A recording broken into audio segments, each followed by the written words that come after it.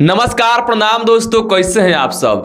दोस्तों आज मैं भोजपुरी इंडस्ट्रीज के जितना भी बड़ा बड़ा गाना है लगभग मैं सब पर कमेंट चेक किया हूँ।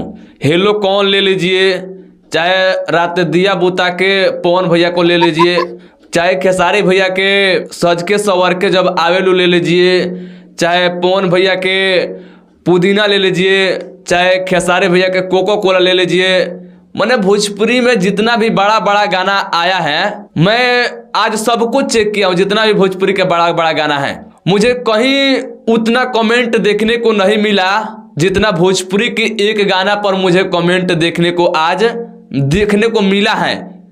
6 लाख कमेंट कोई छोटा बात नहीं है। किसी एक गाने पर 6 लाख कमेंट अपने आप में बहुत बड़ा बात है।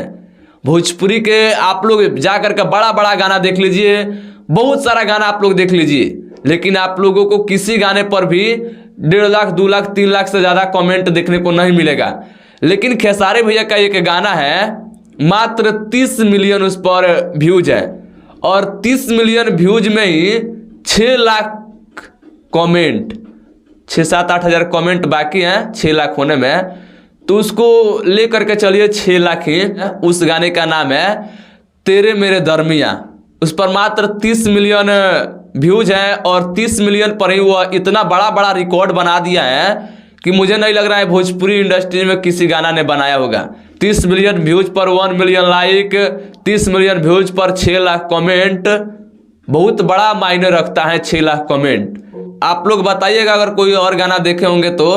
बाकी ये अपने आप में एक बहुत बड़ा रिकॉर्ड है और ये अपने आप में समझिए तो एक बहुत बड़ा लकीर है।